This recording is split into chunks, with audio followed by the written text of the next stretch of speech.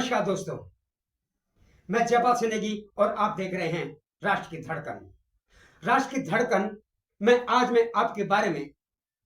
उत्तराखंड का जो एक ऐसा वाद्य यंत्र है ढोल, जो कि शिव के डमरू का ही रूप माना जाता है। और इस रूप अगर कहा जाए तो ये जो ढोल है या कि जो ढोल बजाने वाले वादक हैं, उनका भविष्य उत्तराखंड में गर्दिश में है। अब जिस ढोल दमाव और मशक ने उत्तराखंड की संस्कृति को संजोए हुए है, वहां की जो एक अपनी सभ्यता है, लोक परंपरा है, उसको संजोए हुए है। जब उसके तारे गर्दिश में होते हैं तो चिंताजनक कही जानी चाहिए, क्योंकि जो हमारी शादी ब्याह, कितने ऐसे कार्यक्रम होते हैं, समारोह होते हैं, बिना इनके तो हर कार्य ऐसा नीरस सा लगता है, बेजान लगता है। भले ही आज प्रदेश में यानी उत्तराखंड में देसी बैंड बाजी पहुंच गए हों, मगर जब तक इसकी धुन यानी ढोल दमों की धुन ना हो तो वहां के उत्तराखंड वाले को लगता है कि थिरकने में मजा ही नहीं आता, नाचने में ऐसा लगता है कि हम किन वाद्य यंत्रों के ताल पर नाच रहे हैं। ढोल दमों की अपनी ही शान है। इसमें ये तो विशेषज्ञ के साथ कितने तालें होती हैं, नौबत होते हैं, मगर जब शादी ब्याह में चाहे वो लड़की की तरफ से हो या लड़की की तरफ से जो ढोल दमों को आमंत्रित किया बजाया जाता है, तो जब एक तरह से अतिथि आते हैं तो एक नया ही शरीर के अंदर रोम रोम में जो भी अतिथि है उन्हें लगता है कि हकीकत में हमारा स्वागत हो रहा है और हम और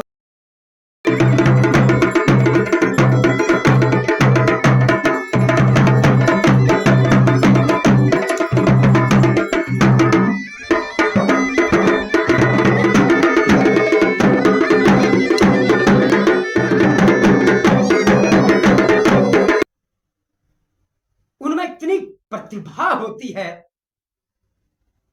कि वो किसको कैसे नचाएं, चाहे वो पांडव जागर हो, चाहे वो एक तरह से कई तरह हैं, पांडवों के जो भी गीत हैं, जागर हैं, या फिर मंदिरों में या और अन्य स्थलों पर, शुभ जगहों पर जहां पर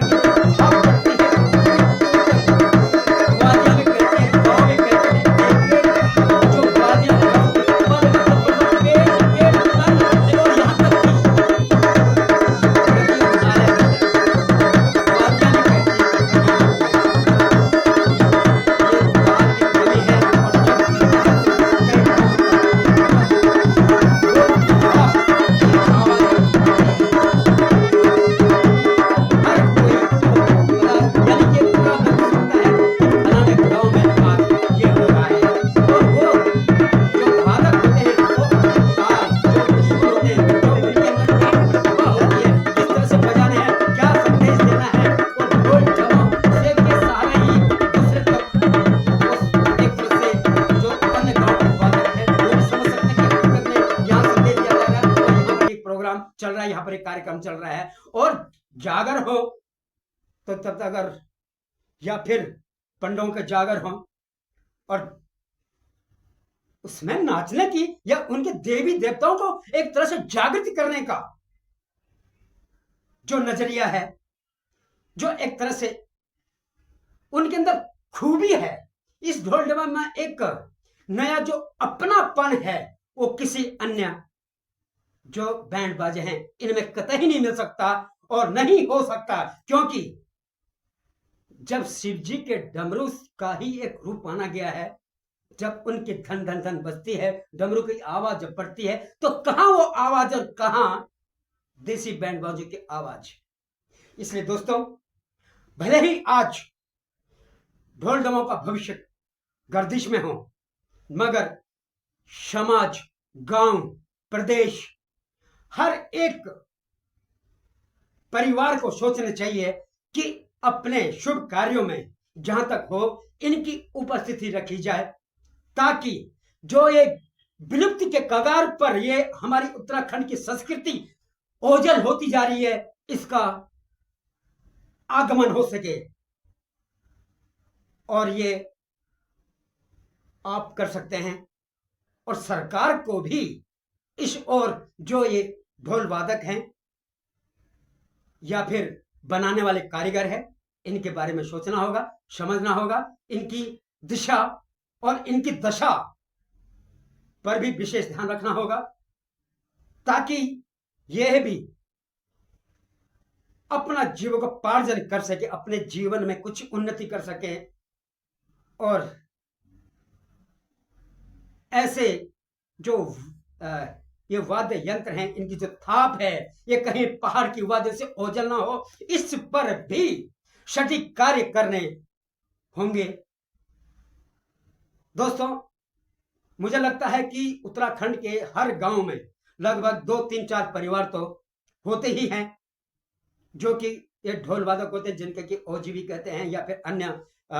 नामों से इन्हें पुकारा जाता है। और कुछ गांव भी हैं, और लगभग 10 लाख परिवार उत्तराखंड में ऐसे हैं जो कि इस यानी कि ढोली दमो परिवार से यानी वादन से जुड़े हुए हैं। तो उनका भविष्य का भी सवाल है, और उनके भविष्य जब तभी होगा जब हम इन्हें अपने शुभ कार्यों में आमंत्रित करेंगे।